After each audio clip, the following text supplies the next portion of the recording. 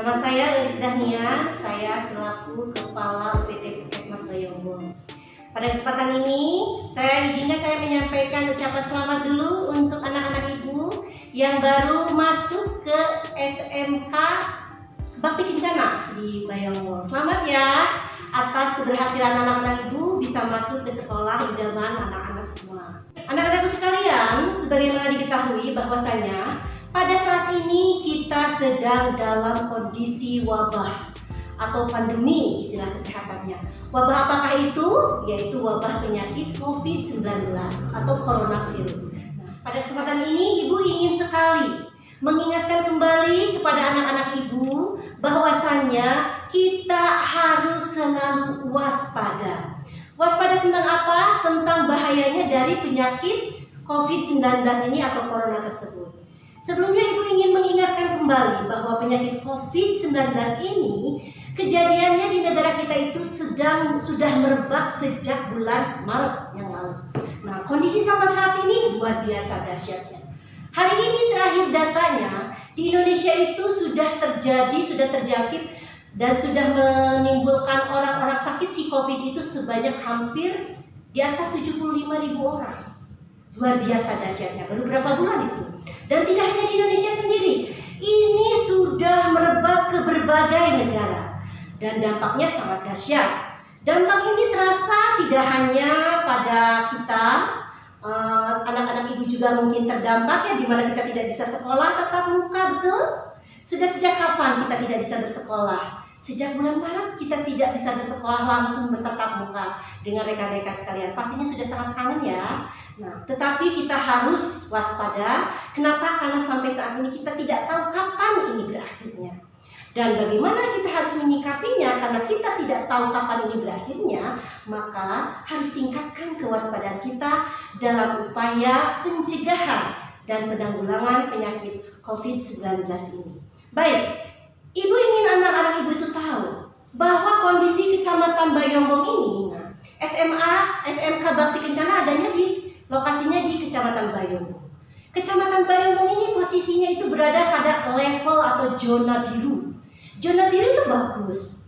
Sedikit lagi ke zona hijau, tetapi ini dirangkul oleh kecamatan-kecamatan yang sudah zona merah. Contoh kecamatan-kecamatan tetangga kita, seakan-akan Kecamatan Bayongbong itu dalam genggaman rekan-rekan kecamatan lainnya itu yang sudah ada kasus-kasus terkonfirmasi COVID-19. Makanya hati-hati, walaupun kita berada di kecamatan zona biru, tetapi bukan berarti kita aman. Baik, anak-anak ibu sekalian, mari kita lihat. Jangan pernah mau ambil resiko ketika seorang pembawa virus di sini bisa menularkan kepada orang sehat jika kedua-duanya tidak menggunakan masker. Ketika si pembawa virus di sini bisa menularkan kepada orang lain ketika dia tidak pakai masker, orang lainnya pakai masker, orang sehatnya 70%. Ketika si pembawa virus itu menggunakan masker sementara kita yang sehat tidak, bisa tertular sekitar 5%. Dan ketika kedua-duanya menggunakan masker, masih ada kemungkinan 1,5% itu kita masih bisa tertular. Mau pilih yang mana? Ayo, mau yang 100%? Nggak mau kan? Nggak mau? Oke. Kalau nggak mau, anak-anak ibu harus terus waspada. Baik, sekilas ibu ingin perlihatkan kepada anak-anak ibu bahwa ketika si COVID-19 ini merebak, semua tatanan berubah, termasuk perubahan-perubahan yang terjadi dalam pelayanan kesehatan. Hal ini, upaya ini adalah untuk mencegah jangan sampai banyak terjadi, jangan sampai banyak terdampak. Yang kita kenal dengan istilah pencegahan itu dengan upaya protokol kesehatan. Nah, banyak protokol kesehatan itu kita berlakukan di semua tatanan, baik itu di tatanan pendidikan, yang nanti anak-anak ibu sekolah nanti jika seandainya ada sekolah tatap muka lagi, kemudian di tempat-tempat umum, pokoknya semua tatanan termasuk di tatanan pasar dan juga tatanan pelayanan kesehatan.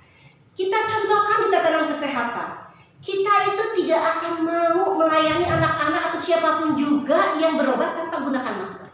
Mengapa? Karena itu tadi kan, jika seandainya seandainya orang tidak gunakan masker, maka berapa persen kemungkinan kita terkena oleh penyakit si COVID itu.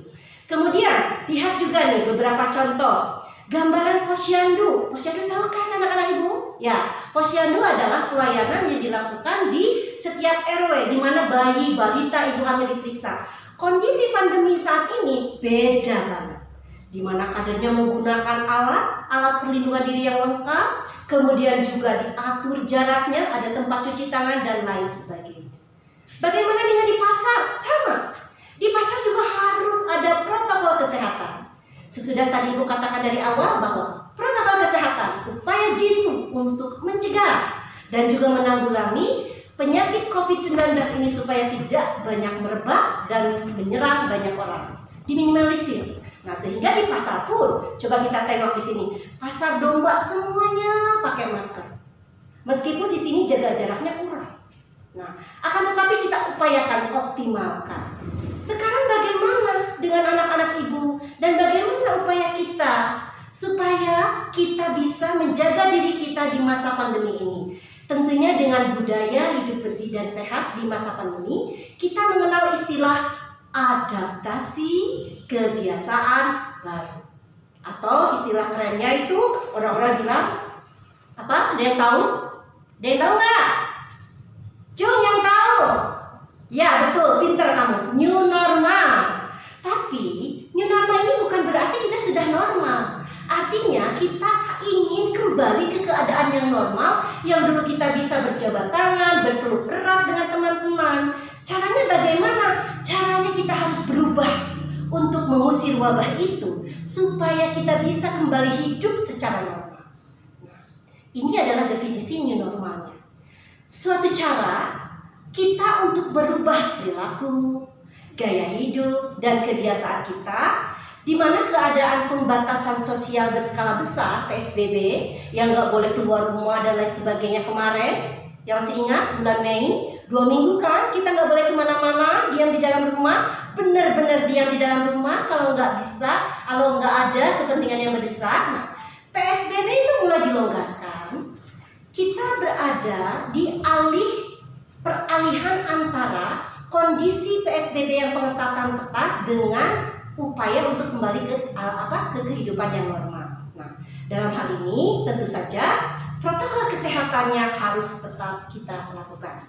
Baik, sebenarnya apa saja sih prinsipnya? Nih, anak-anak ibu yang harus ibu dicatat, yang harus tetap diingat. Ayo siapkan catatannya, tapi nggak cuma dicatat ya, tapi harus langsung diimplementasikan atau dilakukan.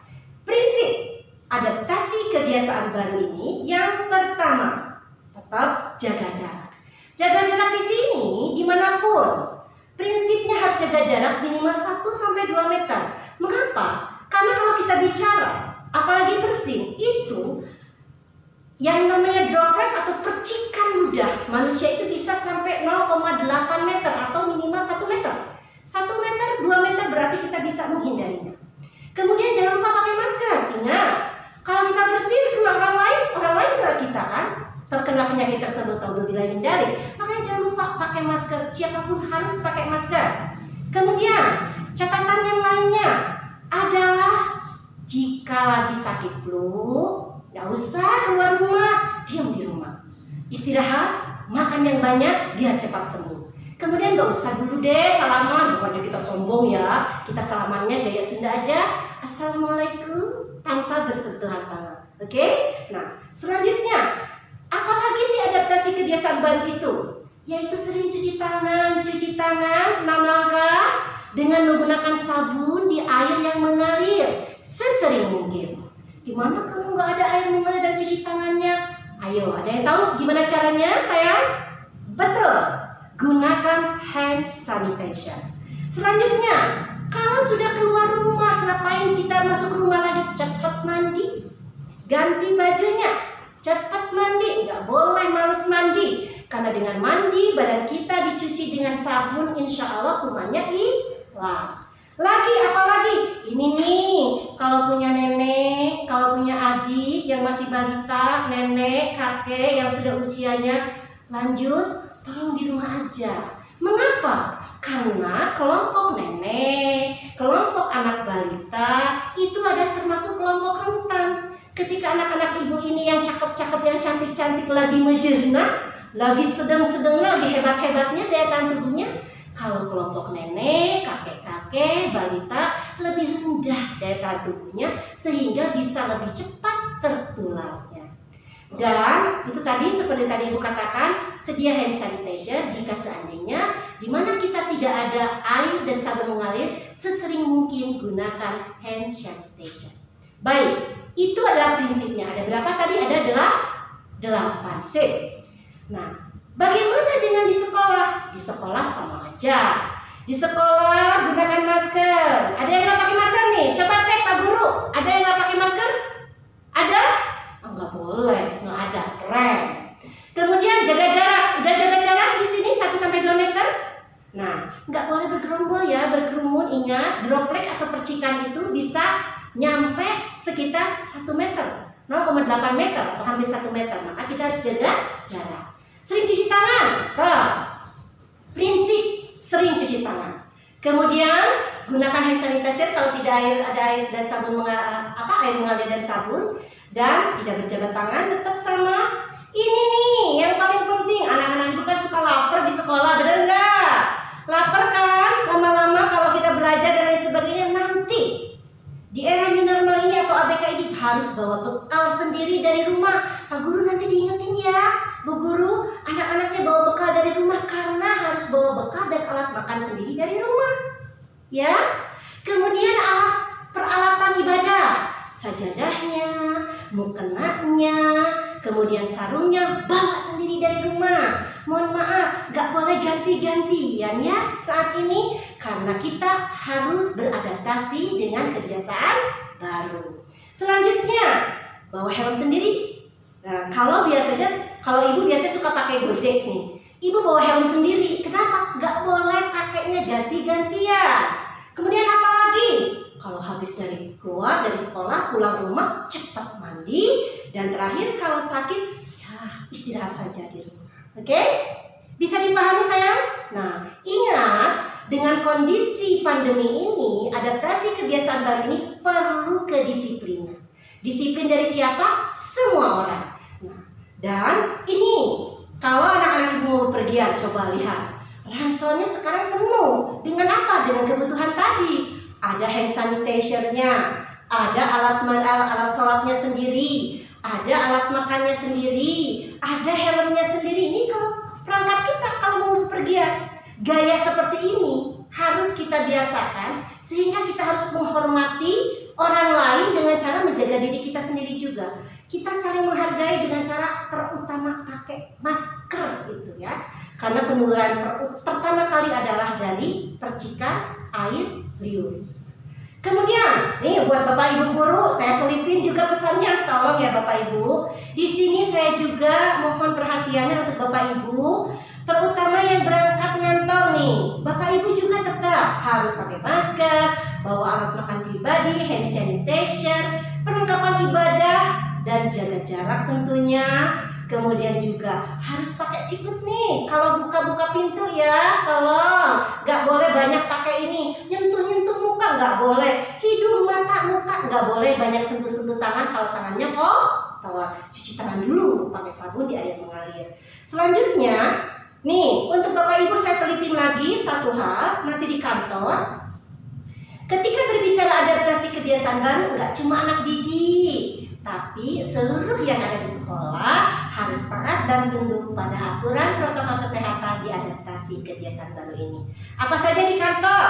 Satu, tetap Bu, Bapak pakai masker, bawa hand sanitizer. Jika perlu, ya jangan ngantor dulu, kesian teman-temannya dan juga anak didiknya. Sering cuci tangan, kemudian kalau pakai lift atau pakai buka pintu pakai sikut, ya jangan pakai ini, pakai telapak tangan, jaga jarak tentu, say hello, nggak usah cipika-cipiki dulu nih, ibu-ibu biasanya, nggak usah dulu Bu, bukan sombong. Kemudian kita biasakan gunakan uang elektronik. Nah, jadi kita minimalisir gunakan uang yang langsung gitu ya, uang fisik. Dan terakhir tentunya kalau sudah selesai ngantor, Bapak Ibu guru juga harus langsung mandi kalau sampai rumah. Jangan pegang anak dulu, jangan pegang istri dulu, jangan pegang suami dulu, jangan pegang makanan dulu. Ayo mandi dulu. Oke? Nah, baik anak-anakku sekalian, inti daripada adaptasi kebiasaan baru itu adalah bahwa sejatinya kita semua harus bersiaga. Untuk apa? Untuk membiasakan perilaku hidup bersih dan sehat ini menjadi bagian daripada diri kita, supaya kita bisa mencegah penularan penyakit corona atau COVID-19 ini. Dan kita harus sayangi diri, sayangi keluarga, sayangi teman, dan sayangi seluruh masyarakat kita dengan cara menyayangi diri kita sendiri. Minimal lakukan adaptasi kebiasaan baru, perilaku hidup sehat di masa wabah pandemi COVID-19 ini dengan kedisiplinan yang tinggi. Itu saja yang bisa Ibu sampaikan, dan terima kasih atas perhatiannya. Mohon maaf jika seandainya ada kata-kata yang tidak berkenan.